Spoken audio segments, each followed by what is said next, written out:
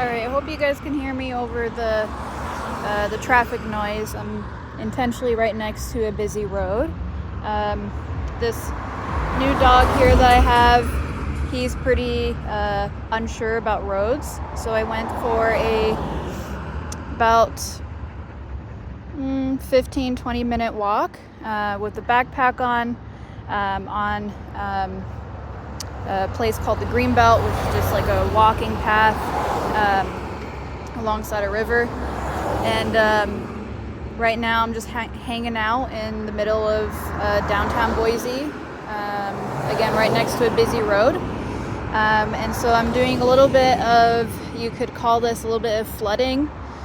So it really is just kind of putting him in a situation where he's just going to have to just deal with what's happening.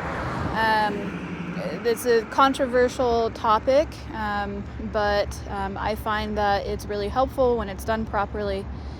So the important thing with flooding is you're not just overstimulating them. In a sense you kind of are, but you're not getting them to the point where they're just shutting down. So he's kind of like a little bouncy right now because he's still kind of acclimating to the backpack weight. But I'm telling him essentially you can't go in a flight, you can't just run away, and you can't, put a big fight about it. Like cars are going to be on the road, they're going to be passing, they're not going to slow down for him. He's going to have to just deal with it. This is just kind of everyday life. This is part of teaching him how to be in our society. And as you can see, my other dog is here. She's already pretty used to this.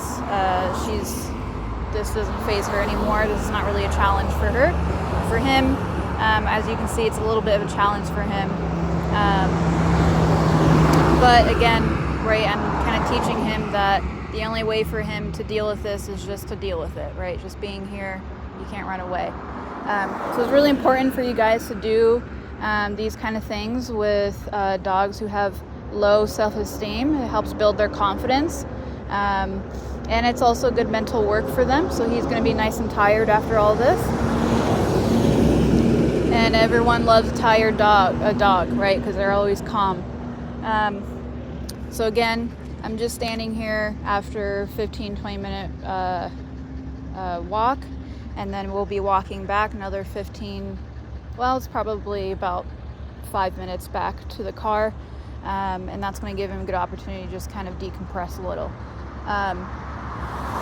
Again, so the purpose why I took him for a walk first instead of doing this first is because he would just have way too much energy to become anxious and to practice flight if I didn't walk him first. There is a little bit of talk about if you should be exercising dog first before training, and why would you need to train or tie your dog to train them and all this kind of stuff. And it's just, it is easier to train a dog when they are a little bit more tired, especially if they have like more extreme behaviors such as high anxiety, or they're hyperactive, or they're highly aggressive, right? It's a lot easier to teach them things when they're a little bit more tired.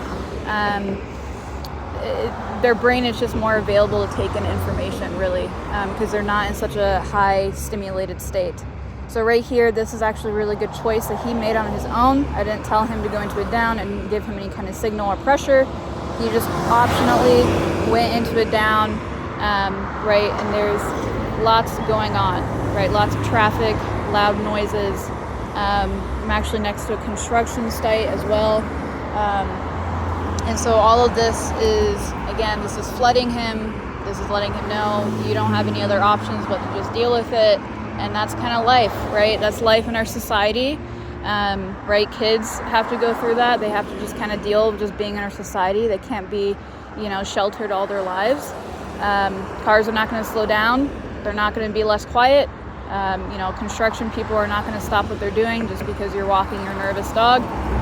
It's not going to happen. So it's really important for you guys to work with your dogs every day to build their confidence. Do things like this, little increments, throughout the week.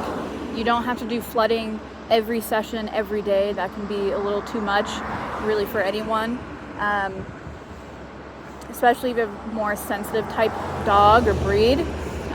Maybe if a little bit more high drive dog, they might be able to handle that a little better. But everybody needs a little bit of a rest day, right? So even after this, they're going to be resting at home, practicing settle training. Settle training for me and my lifestyle is really important. I like when my dogs are able to just hold like a place and just be on their bed without following me and disrupting, whatever I'm doing or the guests are coming over. I'm actually doing some door work right now, so doing some knocking and doorbells because he likes to bark at the door, and that actually kind of triggers her because she does have a history of doing that. So I'm just kind of teaching him you can't do that with me anymore. So he's doing really good right now. His tail is out and he's panting, so that's relaxed body language. So all of this is really good. Obviously, her being here, it's a good support for her, right? He's now part of our pack, and so he's feeling our calm energy, right? I'm giving him calm energy, she's giving him calm energy, and we get this, right? And as you can see, his cars are still going. He's pretty relaxed. My previous video, if you saw him, his head was on a swivel, and he's looking, he's observing, but he's not super overstimulated, right? So this is how he's looking. So he's doing really good. So take the time to work with your dogs, build their confidence.